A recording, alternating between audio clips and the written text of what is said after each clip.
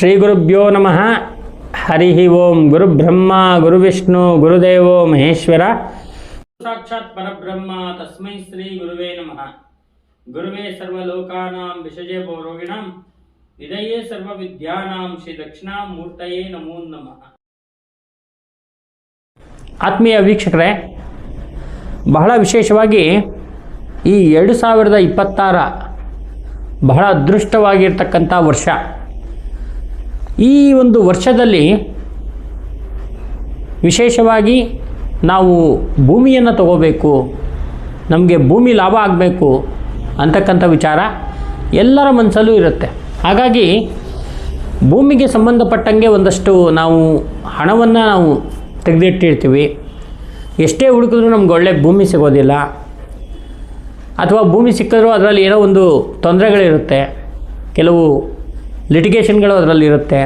ಹಾಗಾಗಿ ಭೂಮಿ ಯೋಗ ಯಾರಿಗಿದೆ ಅಂತಕ್ಕಂಥದ್ದು ಇದು ಬಹಳ ಒಂದು ಮುಖ್ಯವಾಗಿರ್ತಕ್ಕಂಥ ವಿಚಾರ.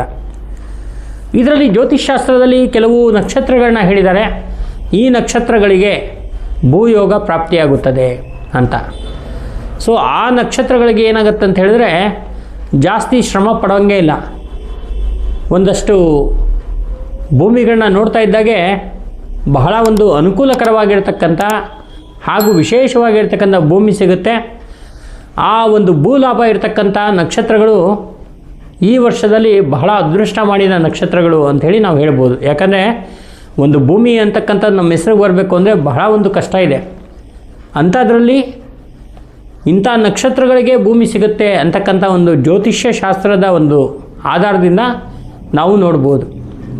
ಯಾವ ನಕ್ಷತ್ರಗಳಿಗೆ ಭೂಮಿ ಸಿಗುತ್ತೆ ಅಂತಕ್ಕಂಥದ್ದನ್ನು ನಾವಿವಾಗ ನೋಡೋಣ. ಒಟ್ಟು ನಕ್ಷತ್ರಗಳು 27 ನಕ್ಷತ್ರಗಳು. ಅದರಲ್ಲಿ ಅಶ್ವಿನಿಯಿಂದ ರೇವತಿ ತನಕ ಇರುವಂಥ ನಕ್ಷತ್ರಗಳಲ್ಲಿ ಅಭಿಜಿನ್ ಅಂತಕ್ಕಂಥ ನಕ್ಷತ್ರವನ್ನು ಬಿಟ್ಟು ಮಿಕ್ಕ 27 ನಕ್ಷತ್ರಗಳಲ್ಲಿ ನಾವು ಯಾವ ನಕ್ಷತ್ರ ಅಂಥೇಳಿ ನೋಡ್ತೀವಿ. ಈ 27 ನಕ್ಷತ್ರದವರಿಗೂ ಕೂಡ ಒಳ್ಳೆಯ ಒಂದು ಯೋಗ, ಒಳ್ಳೆಯ ಒಂದು ಯಶಸ್ಸು ಇದ್ದರೂ ಕೂಡ ಭೂಮಿಗೆ ಸಂಬಂಧಪಟ್ಟಂತೆ ಅನುಕೂಲ ಯಾರಿಗಾಗುತ್ತೆ, ಯಾವ ನಕ್ಷತ್ರದವರಿಗಾಗುತ್ತೆ ಅಂತ ನಾವು ನೋಡೋದಾದರೆ, ಮೊದಲಿಗೆ ನಾವು ಅಶ್ವಿನಿ ನಕ್ಷತ್ರ, ಕೇತು ನಕ್ಷತ್ರ ಆಗಿರ್ತಕ್ಕಂಥ ಅಶ್ವಿನಿ ನಕ್ಷತ್ರದ ಬಗ್ಗೆ ನೋಡ್ತೀವಿ. ಕೃತಿಕಾ ನಕ್ಷತ್ರದ ಬಗ್ಗೆ ನೋಡ್ತೀವಿ. ಸೂರ್ಯನ ನಕ್ಷತ್ರ ಕೃತಿಕಾ ನಕ್ಷತ್ರ. ಅಶ್ವಿನಿ, ಕೃತಿಕಾ, ಮಖ, ಮೂಲ, ಶ್ರವಣ, ಧನಿಷ್ಠ, ಶತವಿಷ, ಪುಷ್ಯ, ಆಶ್ಲೇಷ, ಪೂರ್ವಭಾದ್ರ, ಪೂರ್ವಾಷಾಢ, ರೇವತಿ ನಕ್ಷತ್ರಗಳಲ್ಲಿ ಹುಟ್ಟಿರ್ತಕ್ಕಂಥವರಿಗೆ ವಿಶೇಷವಾಗಿರ್ತಕ್ಕಂಥ ಭೂಲಾಭ ಆಗುತ್ತೆ. ಇವರು ಹೋದ ವರ್ಷ ಎಲ್ಲ ತುಂಬ ಕಷ್ಟಪಡ್ತಾ ಇರ್ತಾರೆ. ಒಳ್ಳೆಯ ಒಂದು ಭೂಮಿ ಸಿಕ್ಕಿಲ್ಲ, ನಮಗೆ ಒಂದು ಮನೆ ಹುಡುಕ್ತಾ ಇದ್ದೀವಿ, ಮನೆ ಸಿಕ್ಕಿಲ್ಲ ಅಂತ ಎಷ್ಟೋ ಜನ ಕೇಳಕ್ಕೆ ಬರ್ತಾರೆ. ಆದರೆ ಈ ಒಂದು 2026ರಲ್ಲಿ ಈ ನಕ್ಷತ್ರದವರಿಗೆ ಅದೃಷ್ಟ ಇರೋದರಿಂದ ಭೂಮಿ ಸಿಗುತ್ತೆ ಅಂತಕ್ಕಂಥ ವಿಚಾರವನ್ನು ನಾವು ನೋಡ್ಬೋದು. ಇನ್ನು ಮುಂದಿನ ವಿಡಿಯೋದಲ್ಲಿ ಇನ್ನೊಂದು ಒಳ್ಳೆಯ ವಿಚಾರವನ್ನು ನೋಡೋಣ. ನಮಸ್ಕಾರ.